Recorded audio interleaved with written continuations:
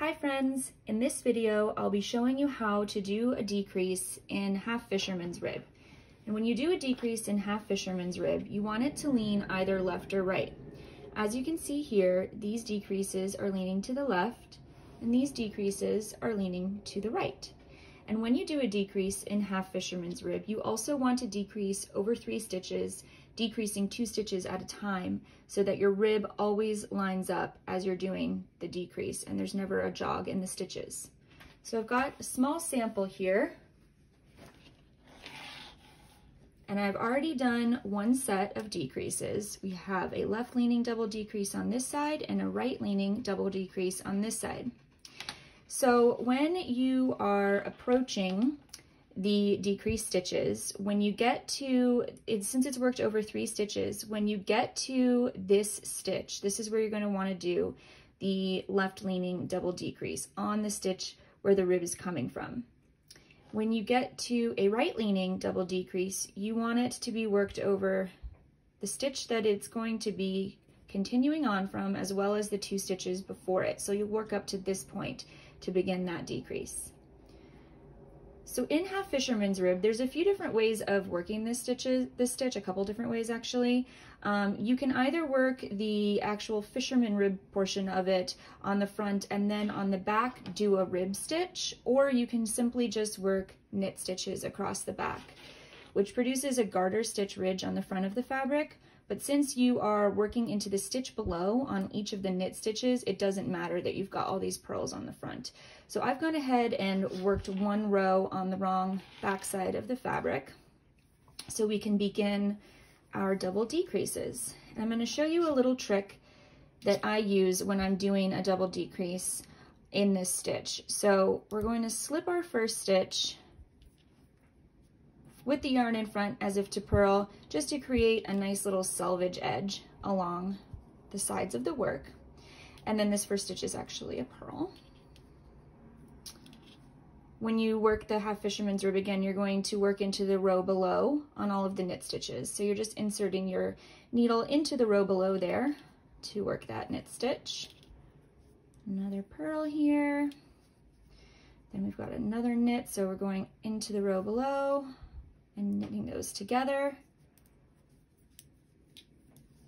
Okay, so now we're at the rib that we're going to be decreasing on. So again, when you are working a left leaning double decrease, you begin your decrease on that stitch that's coming from that rib. So when you're working a left leaning double decrease in half fisherman's rib, the actions that you're going to be doing are slip 1, knit 2 together, and then pass those slip stitches over the knit 2 together stitch. And I say stitches because since our half fisherman's rib is worked by inserting our needle into the row below on all of the knit stitches, we need to do that while we're doing the double decrease as well, which can be really difficult to access when you're knitting multiple stitches together, to access that row below as well as the stitch that's on the needle. So my trick is actually to slip all 3 of these stitches that we're going to be using in the decrease onto the right needle through the row below, and then slip them back onto the left needle, so all of the loops that we need to access are on our left needle to begin the decrease. And I'll show you what I mean by that. So first we're going to slip them all to the right needle, and when we reach a knit stitch, we want to slip them through the row below. So a left leaning decrease is worked over a knit, purl, and knit stitch. These 3, you always want to begin it on a knit stitch. So knit, purl, knit. We're going to slip this first knit purl-wise, so we're not twisting the stitches, through the row below, effectively putting both of those loops onto the right needle. With the purl stitch, since we're not knitting into the row below, we can just slip that as is over to the right needle. And then again, this third stitch, because it's a knit stitch, we're going to be working into the row below, so we're going to slip that over through the row below.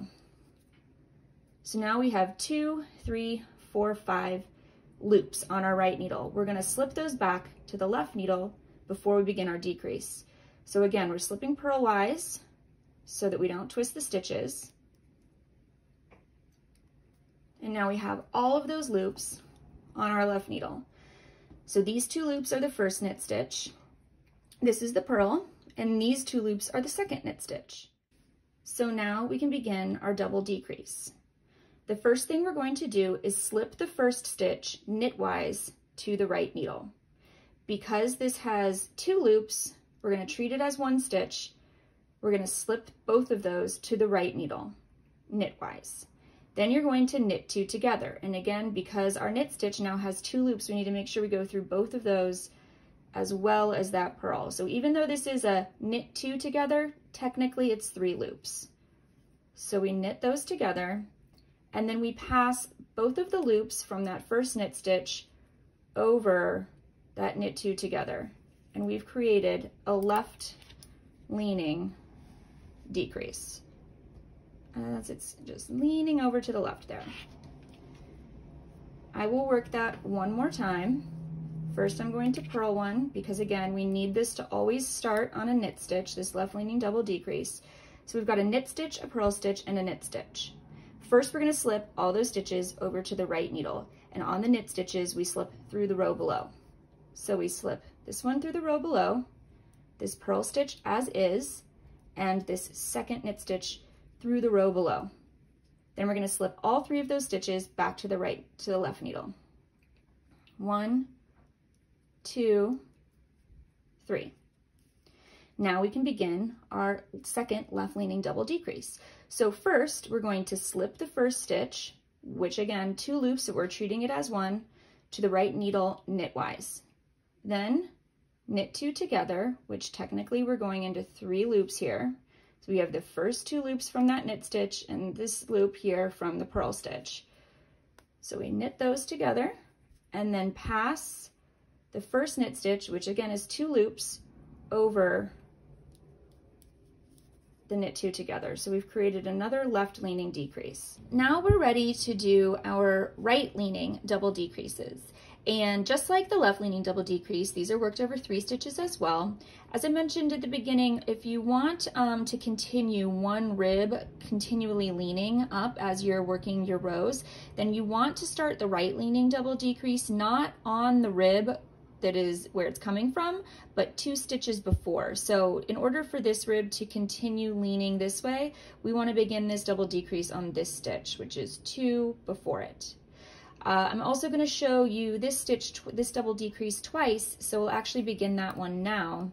And I'm just going to purl 1 here first, because when you do the right leaning double decrease, just like the left leaning one, you do want to always begin with a knit stitch. So just like we did for the first one, we're going to slip each of these stitches to the right needle purl-wise through the row below on the knit stitches. So we'll slip this one through the row below, the purl stitch as is, and the second knit stitch through the row below as well. Then we can just transfer those back over to the left needle. So we've got 1, 2, and 3.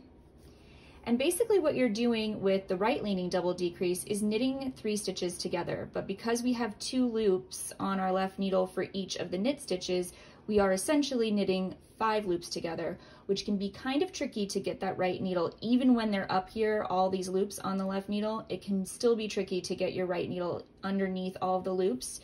So just be gentle with that and kind of wiggle it in to ensure that your right needle has actually made it under all 5 of those loops. Then you knit them together and carefully drop all those off. So as you can see, we've got now this right leaning double decrease. I will purl 1 stitch and show that to you again. We should arrive perfectly in line to allow this rib here to continue up because we are 2 stitches before it now. So again, we'll slip all 3 stitches that we're using in the decrease over to the right needle, one at a time through the row below on the knit stitches. So that's 1, the purl can be slipped as is, and the knit stitch again through the row below. Then we transfer them back over to the left needle to begin the decrease. And again, this is a knit 3 together, treating each of these 2 loops for our knit stitches as 1. So technically 5 loops that we're knitting together, but really it's 3 stitches. Once again, you want to make sure that this right needle makes it under each of these loops on the left needle, which can be kind of tricky even for me. So wiggle that in, get them all on there, knit together, and slip those off. So now you've got 2 right-leaning double decreases. I'm going to just finish off this row, working in half fisherman's rib to show you what it looks like when it's all laying flat.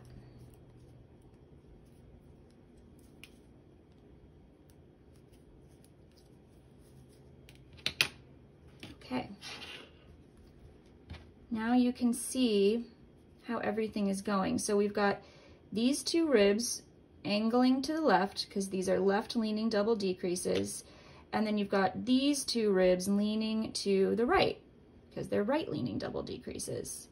So when you put this into practice into a pattern such as the pyrite tank, you can see how those ribs really beautifully continue, and there's no jog in the pattern. The reason, again, you need that double decrease is so that you don't have all of a sudden row of knit stitches or purl stitches turning into the opposite. So you really need to decrease over 2 stitches each time, whether it's left leaning or right leaning. And that is how you do a left or right leaning double decrease in half fisherman's rib.